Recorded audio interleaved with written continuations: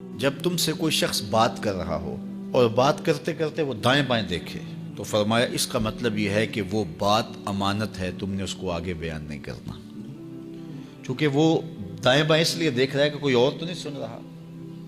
تو پھر اس کا مطلب کیا ہوا؟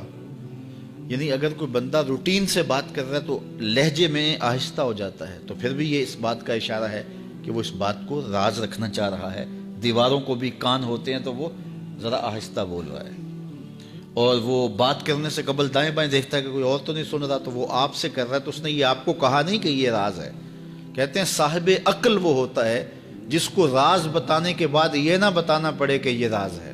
اس میں اتنی عقل تو ہو نا، اتنا تو فہم ہو نا کہ راز بتائیں اور پھر بتائیں کہ یہ راز رکھنے والی چیز ہے۔ تو رازدار ایسا ہونا چاہیے کہ جس کو راز بتانے کے بعد یہ بتانا نہ پڑے کہ یہ راز ہے اور یہ راز نہیں ہے۔ تو بہرحال وہ کچھ اشارے ہوتے ہیں جو عاقل سمجھتا ہے، اور یہ کوالٹی اور یہ خوبی اور یہ وصف ہم میں سے ہر شخص کے اندر موجود ہونا چاہیے۔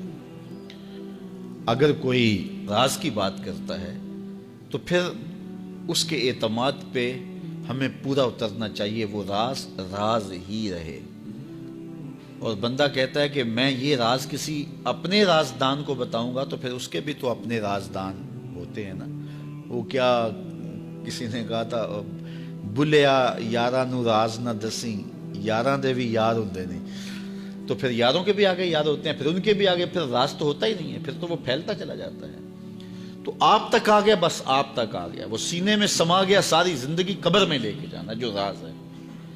تو اب بعض کا ایسا ہوتا ہے کہ کوئی شخص اس کو راز سمجھ رہا ہوتا ہے، آپ کے نزدیک وہ بڑی بات نہیں ہوتی، اور آپ اس کو آگے روایت کر دیتے ہیں۔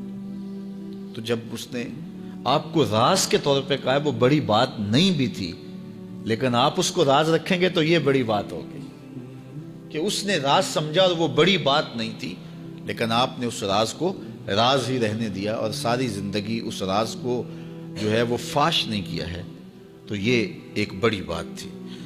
تو یہ حضور علیہ الصلوۃ والسلام کا فرمان ہماری اخلاقی قدروں اور ہماری زندگی کی خوبصورتیوں کی ضمانت ہے کہ جب کوئی شخص تم سے بات کرے اور بات کرتے ہوئے دائیں بائیں دیکھے تو تم اس کو راز سمجھو، اور وہ تمہارے پاس اس کی امانت ہے، تو امانت کے اندر خیانت نہیں کرنی چاہیے۔